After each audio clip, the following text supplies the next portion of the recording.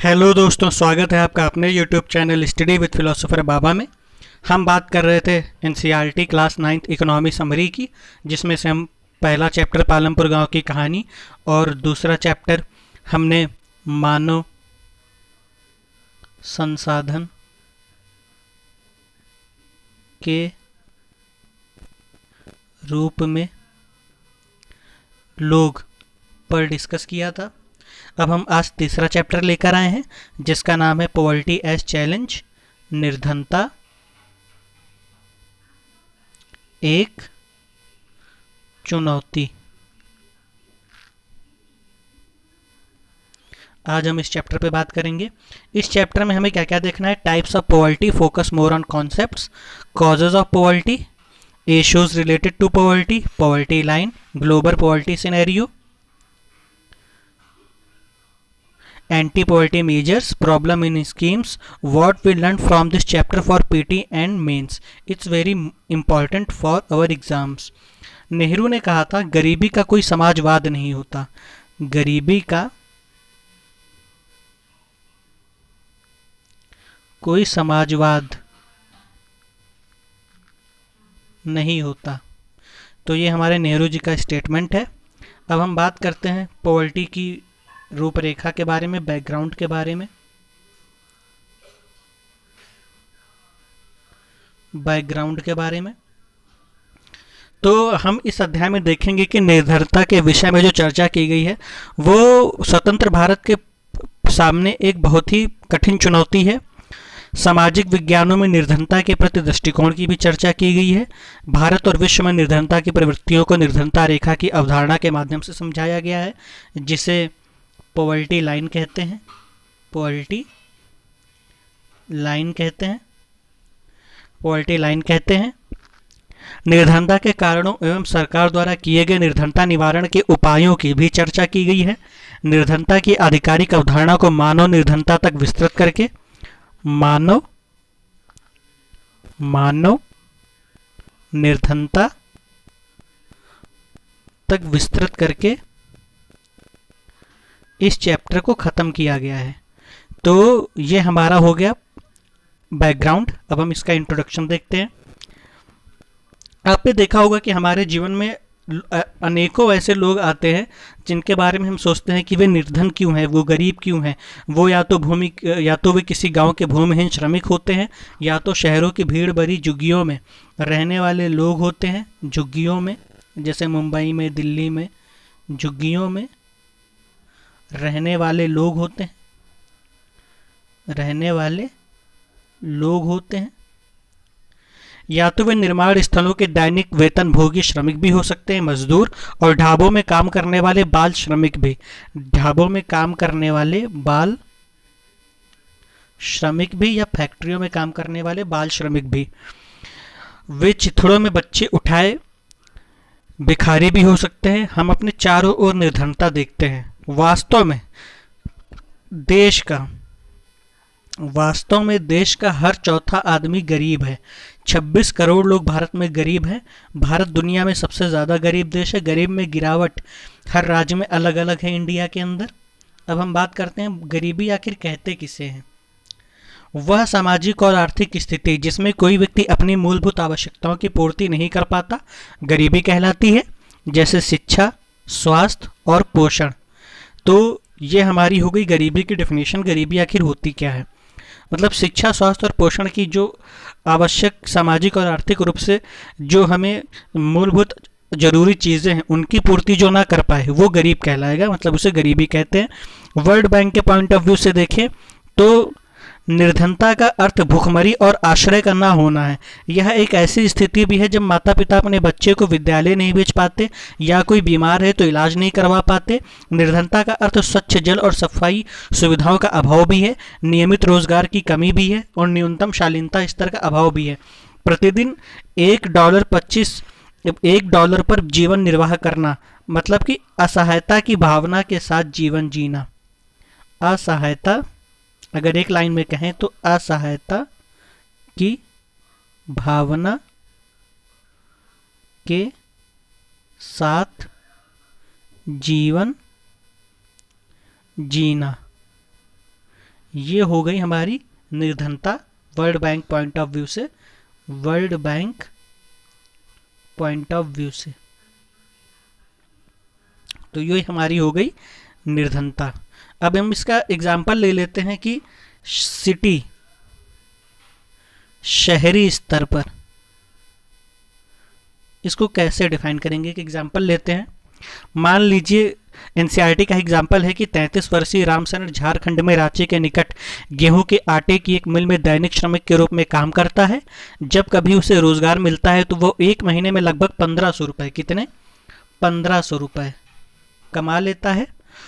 और वो 6 सदस्यों के परिवार को चलाने के लिए पर्याप्त नहीं है। 6 सदस्य हैं जो चलाने के लिए पर्याप्त नहीं है, जिसमें उसकी पत्नी और 6 माह से 12 वर्ष तक के आयु के 4 बच्चे हैं। और उसे रामगढ़ के समीप गांव में रह रहे अपने बूढ़े माता पिता के लिए भी पैसा भेजना पड़ता है। उसके भूमिहीन श्रमिक पिता अपने जीवन निर्वाह के लिए राम शरण और हजारीबाग में रह रहे उसके भाई पर निर्भर है। राम शरण शहर के बाहरी क्षेत्र में स्थित भीड़ भरी बस्ती में किराए पर एक कमरे के मकान में रहता है। यह ईंटों और मिट्टी के खपड़ों से बनी एक कामचलाऊ झोपड़ी है। उसकी पत्नी संता देवी कुछ घरों में अंशकालिक नौकरानी का काम करती हैं, मतलब कि सिटी में रहता है तो उसकी पत्नी जो है कमाई करने के लिए नौकरानी का काम करती है। आपने बड़े बड़े शहरों में देखा होगा, लोग नौकर रखते हैं, नौकरानियां रखते हैं। और 800 रुपये महीने कमा लेती है और वो दिन में 2 बार दाल और चावल का अल्प भोजन जुटा पाते हैं। और यह उन सबके लिए कभी पर्याप्त नहीं होता, मतलब यह उन सबके लिए पर्याप्त नहीं होता।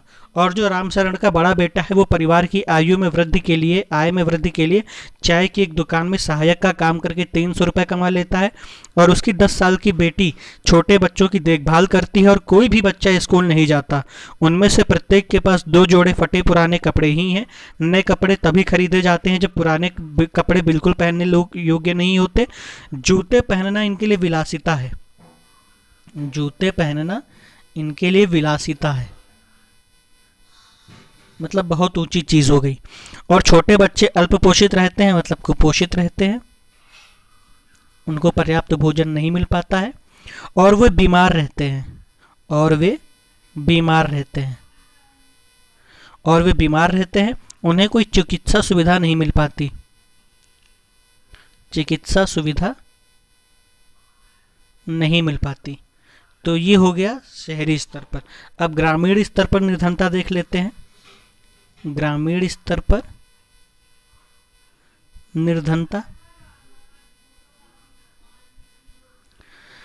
लखा सिंह एक व्यक्ति है जो यूपी के मेरठ में एक पास के गांव में रहता है। उसके परिवार के पास कोई भूमि नहीं है, इसलिए वो बड़े किसानों के लिए छोटे मोटे काम करता है।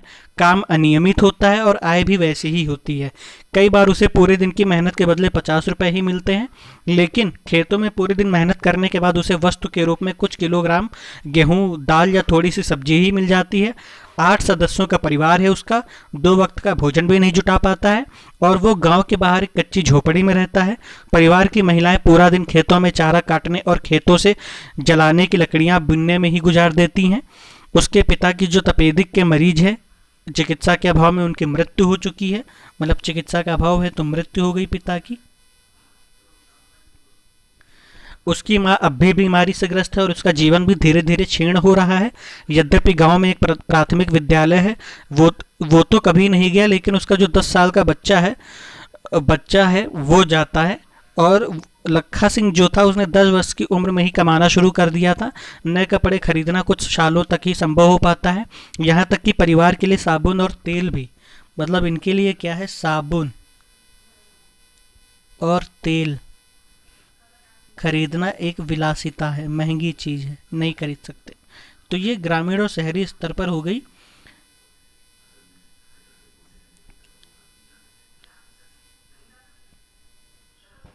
निर्धनता। अब हम बात कर लेते हैं टाइप्स ऑफ पॉवर्टी। पॉवर्टी कितने प्रकार की होती है? तो पॉवर्टी 2 प्रकार की होती है, रिलेटिव पॉवर्टी और एब्सोल्यूट पॉवर्टी। तो रिलेटिव पॉवर्टी में क्या होता है कि लोगों के जीवन स्तर में अंतर को ध्यान में रखा जाता है। यदि किसी समाज में लोगों के जीवन स्तर में अंतर है तो यह माना जाएगा कि उस समाज में सापेक्षिक गरीबी है, मतलब रिलेटिव पॉवर्टी है। भले ही वो समाज विभिन्न प्रकार की सुख सुविधाओं से संपन्न क्यों ना हो। वर्ल्ड बैंक कहता है कि world bank says we are always to live with poverty, मतलब हम हमेशा गरीबी के साथ ही रहेंगे।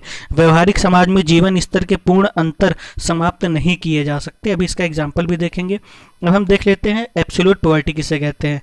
ऐसी स्थिति जिसमें संबंधित व्यक्ति ऊर्जा की आवश्यकताएं भी पूरी नहीं कर पाता है। यहाँ पर भुखमरी और गरीबी का अर्थ समान हो जाता है, तो मतलब कि वो भोजन की सुविधा नहीं जुटा पाता है, तो यहाँ पे गरीबी का अर्थ सामान्य हो जाता है। तो ये हो गई एब्सोल्यूट पॉवर्टी। अब इंटर स्टेट डिस्पैरिटीज, तो गरीबी और गिरावट गरीबी में, गरीबी क्या है ये मेंस प्लस एसए के लिए बहुत इंपॉर्टेंट है।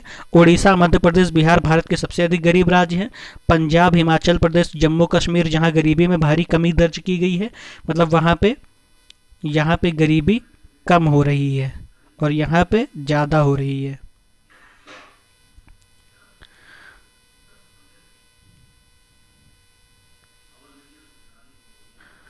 अब क्या है इश्यूज रिलेटेड टू पॉवर्टी, क्या है। लैंडलेसनेस, भूमि नहीं है। अनएम्प्लॉयमेंट, बेरोजगारी। साइज ऑफ फैमिलीज, फैमिली का बड़ा होना। इलिटरेसी, साक्षरता। पुअर हेल्थ, खराब स्वास्थ्य। चाइल्ड लेबर, बाल श्रम। हेल्पलेसनेस, उनकी कोई सहायता नहीं होना। हंगर, भुखमरी। Lack of shelters, lack of resources to spend on education and health. और लैक ऑफ सैनिटेशन, मतलब स्वच्छता का अभाव। अब हम बात कर लेते हैं पॉवर्टी लाइन की, गरीबी रेखा किसे कहते हैं। आय तथा उपभोग स्तरों पर आधारित है। किसी व्यक्ति को निर्धन माना जाता है यदि उसकी आय या उपभोग स्तर किसी ऐसे न्यूनतम स्तर से नीचे गिर जाए जो मूल आवश्यकताओं के एक दिए हुए समूह को पूर्ण करने के लिए आवश्यक है। प्रत्येक देश एक काल्पनिक, मतलब पॉवर्टी लाइन एक काल्पनिक रेखा है जिसका प्रयोग हर देश करता है और इसके थ्रू हमें विकास एवं उसके स्वीकृत न्यूनतम सामाजिक मानदंडों के वर्तमान स्तर के अनुरूप माना जाता है। जैसे अमेरिका में अगर किसी के पास कार नहीं है तो वो गरीब है, और इंडिया में कार नहीं है तो वो विलासिता है।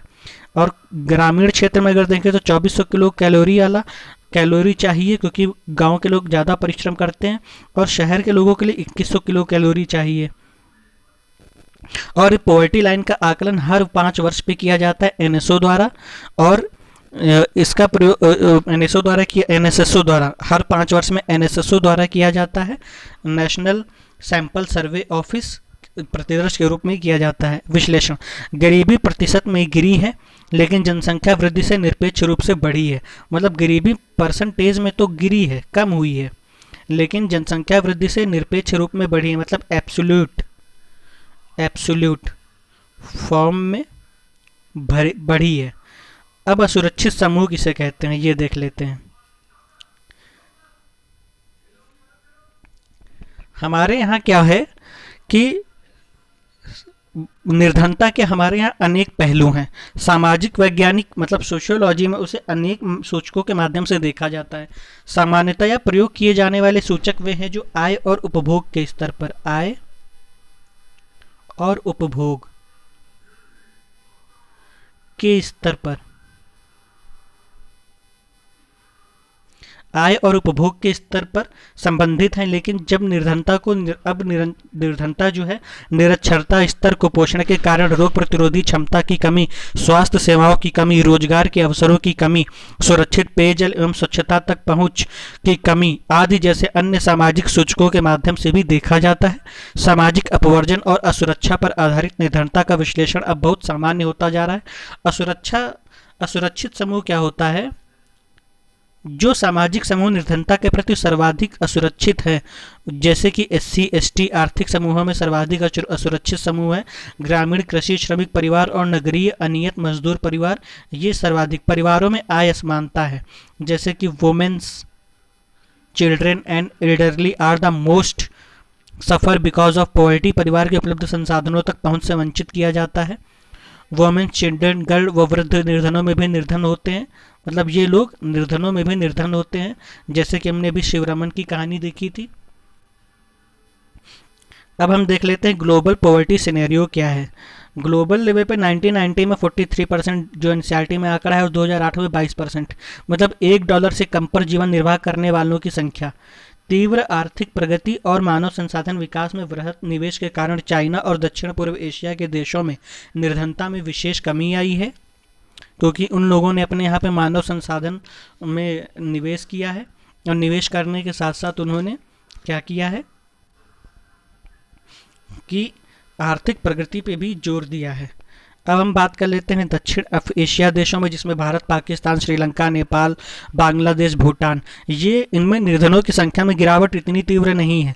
निर्धनों के प्रतिशत में थोड़ी सी कमी तो है, 1981 में 61% से घटकर 2008 में 36% है, लेकिन भिन्न निर्धनता रेखा की परिभाषा के कारण भारत में सभी निर्धनता राष्ट्रीय अनुमान से अधिक है। जो सर्वे किया जाता है वो सही नहीं है। और संयुक्त राष्ट्र के यूएन के सहस्राब्दी विकास लक्ष्यों में $1 से प्रतिदिन से कम पर जीवन निर्वाह करने वाले लोगों की संख्या को वर्ष 2015 तक वर्ष 1990 के स्तर के आधे पर ले जाने की घोषणा है। मतलब कि ये हमारा एक मिशन है यूएन की तरफ से। अब हम बात कर लेते हैं एंटी पॉवर्टी मेजर्स। तो ये होते हैं आर्थिक समृद्धि को प्रोत्साहन देना, लक्षित निर्धनता विरोधी कार्यक्रम, लक्षित निर्धनता निरोधी कार्यक्रम। अब हम देख लेते हैं मनरेगा क्या है। Mahatma Gandhi Rural Employment Guarantee Scheme, ये राष्ट्रीय ग्रामीण रोजगार गारंटी अधिनियम है। ग्रामीण परिवार को 100 दिन का सुनिश्चित काम दिया जाएगा। प्रस्तावित रोजगारों का 1/3 महिलाओं के लिए आरक्षित होगा। राज्य सरकारें भी राज्य रोजगार गारंटी कोष की स्थापना करेंगी। 15 दिन के अंदर अगर काम नहीं मिलता है तो दैनिक रोजगार भत्ते का हकदार, ओनली फॉर अनस्किल्ड लेबर। राष्ट्रीय काम के बदले अनाज 2004 कार्यक्रम है ये। प्रधानमंत्री रोजगार योजना दूसरी योजना है। इसमें क्या है, ग्रामीण और शहरी क्षेत्रों में शिक्षित बेरोजगार युवाओं के लिए स्वरोजगार के अवसर सृजित करे जाएंगे। ग्रामीण रोजगार सृजन कार्यक्रम 1995 में चलाया गया। स्वर्ण जयंती ग्राम स्वरोजगार योजना 1999 में चलाया गया। और प्रधानमंत्री ग्रामोदय योजना 2000 में चलाई गई, जिसमें से इसका क्या है, सहायता प्राप्त निर्धन सेल्फ हेल्प ग्रुप से जोड़कर पॉवर्टी लाइन से ऊपर लाना, बैंक ऋण और सरकारी सहायकी के संयोजन द्वारा। अब प्रॉब्लम इन स्कीम्स में क्या है, अब समस्या क्या है इन स्कीम्स में, political instability, lack of implementation of laws, caste system,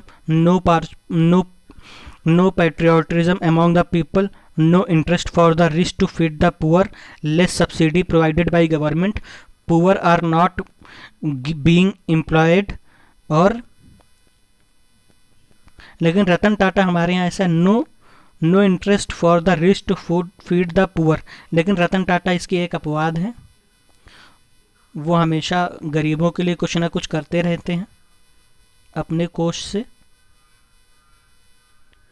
तो ये उनमें से एक है अमीरों में से। पीएम मोदी ने एक स्पीच दी थी ग्लोबल वैश्विक उद्यमशीलता शिखर सम्मेलन पे, ग्लोबल एंटरप्रेन्योरशिप समिट में हैदराबाद में। India is having advantage of 3Ds, मतलब 3D का कॉन्सेप्ट दिया था, जिसमें पहला डी है डेमोक्रेसी, दूसरा है डिमांड, तीसरा है डेमोग्राफी डिविडेंड। इन्होंने इसको इसलिए बोला था ताकि इन्वेस्टमेंट भारत में अट्रैक्ट हो, इन्वेस्टमेंट को अट्रैक्ट करने के लिए, और ये ऑफिशियल स्पीच थी। और डेमोक्रेसी में उन्होंने बताया था कि इन्वेस्टर जो है इंडिया में अगर इन्वेस्ट करना चाहता है तो वो स्टेबल है, सुरक्षित हो। स्टेबल डेमोक्रेसी है हमारे यहाँ। डिमांड है, सर्विस सप्लाई है, खपत हो जाएगी। डेमोग्राफिक डिविडेंड है, स्टडी ऑफ पॉपुलेशन 65% है, बिलो 35 ईयर है। Market oriented skilling will be provide by government, ये उन्होंने बोला था।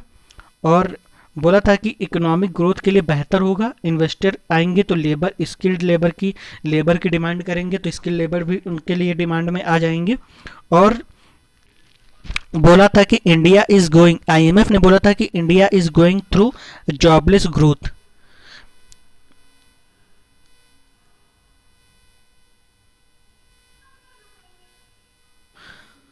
जॉबलेस ग्रोथ किसे कहते हैं, मतलब हमारे यहाँ पे यूथ जो हैं उनको जॉब नहीं मिल रही है। हमारे यहाँ जो यूथ है उनको जॉब नहीं मिल रही है, लेकिन जो जीडीपी है, ग्रोथ है, वो बढ़ रही है बिना किसी जॉब के, तो इसे कहते हैं जॉबलेस ग्रोथ। इंडिया जो है जॉबलेस ग्रोथ की तरफ बढ़ रहा है, ये इसका कॉन्सेप्ट है।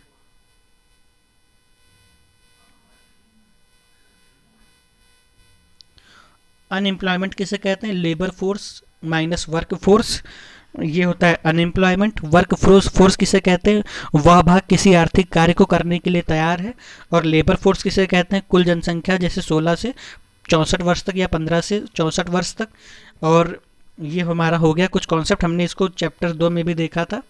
चैप्टर 2 में मानव संसाधन के रूप में लोग के रूप में हमने देखा था इस कॉन्सेप्ट को। हमने अंतर्राज्यीय निर्धनता पर देख लिया और हमने राष्ट्रीय स्तर पर भी निर्धनता का स्तर देख लिया। अब हमारे आगे भावी चुनौतियां क्या हैं। हमने योजनाएं भी देख लिया, हमने योजना इम्प्लीमेंट क्यों नहीं हो रही वो भी देख लिया। अब हम भावी चुनौतियां देखते हैं कि हमारे सामने चुनौतियां क्या है। भारत में निर्धनता में निश्चित रूप से गिरावट आई है, लेकिन प्रगति के बावजूद निर्धनता उन्मूलन भारत की एक सबसे बाध्यकारी चुनौती है। ग्रामीण और शहरी क्षेत्रों और विभिन्न राज्यों में निर्धनता में व्यापक असमानता है। कुछ सामाजिक और आर्थिक समूह निर्धनता के प्रति अधिक असुरक्षित है। आशा की जा रही है कि निर्धनता उन्मूलन में अगले 10 से 15 वर्षों में अधिक प्रगति होगी और यह मुख्यतः उच्च आर्थिक समृद्धि, ग्रोथ, इकोनॉमिकल ग्रोथ,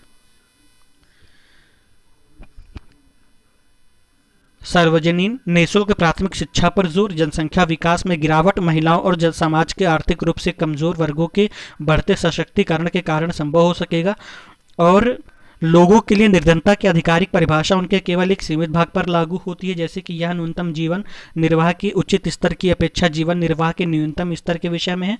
मानव निर्धनता तय कर देना, मानव निर्धनता जो बुद्धिजीवी हैं उन्होंने इसका समर्थन किया है और उन्होंने निर्धनता की अवधारणा का विस्तार मानव निर्धनता तक कर दिया है। और उन्होंने कहा है कि बड़ी संख्या में लोग अपना भोजन जुटाने में समर्थ हों, लेकिन क्या उनके पास शिक्षा है या घर है या स्वास्थ्य सेवा की सुविधा है, हेल्थ केयर की फैसिलिटी है, हेल्थ केयर की फैसिलिटी है या रोजगार की सुरक्षा है या आत्मविश्वास है। क्या वे जाति और लिंग आधारित भेदभाव से मुक्त हैं। क्या बाल श्रम की प्रथा अब भी प्रचलित है। विश्वव्यापी अनुभव बताते हैं कि विकास के साथ निर्धनता की परिभाषा भी बदलती है। मतलब निर्धनता की परिभाषा, पॉवर्टी की डेफिनेशन हमेशा एक सी नहीं रहती है, हमेशा बदलती रहती है, हमेशा बदलती रहती है। निर्धनता उन्मूलन हमेशा एक गतिशील लक्ष्य है। हम अगले दशक के अंत तक सभी लोगों को केवल आय के संदर्भ में न्यूनतम आवश्यक आय उपलब्ध करा सकेंगे। सभी को स्वास्थ्य सेवा, शिक्षा और रोजगार सुरक्षा उपलब्ध कराएंगे। लैंगिक समानता तथा निर्धनों का सम्मान जैसे बड़ी चुनौतियां हमारे लक्ष्य होंगे। ये और भी बड़े काम होंगे भारत सरकार के लिए, इंडियन गवर्नमेंट के लिए। अब हम समरी देख लेते हैं कि इसके पूरे चैप्टर की समरी क्या है। ये है कि पॉवर्टी के कई आयाम हैं या डायमेंशन है। सामान्यतः इसे निर्धनता रेखा की अवधारणा के द्वारा मापा जाता है। इस अवधारणा के द्वारा हमने निर्धनता में मुख्य वैश्विक तथा राष्ट्रीय प्रवृत्तियों का विश्लेषण किया है, परंतु हाल के वर्षों में निर्धनता का विश्लेषण सामाजिक अपवर्जन जैसी अनेक नई अवधारणाओं द्वारा संवर्धित हो रहा है।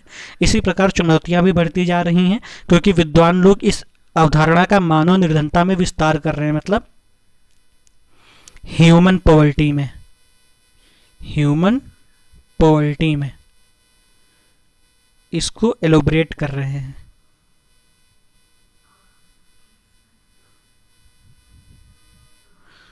तो ये हमारे सामने कुछ चुनौतियां हैं, कुछ लक्ष्य हैं, और ये रही हमारी समरी। ये थी हमारी समरी। तो दोस्तों, इसी के साथ हमारा आज का सेशन समाप्त होता है। Thank you guys watching my video and please subscribe my channel and press the bell icon button. Thank you guys.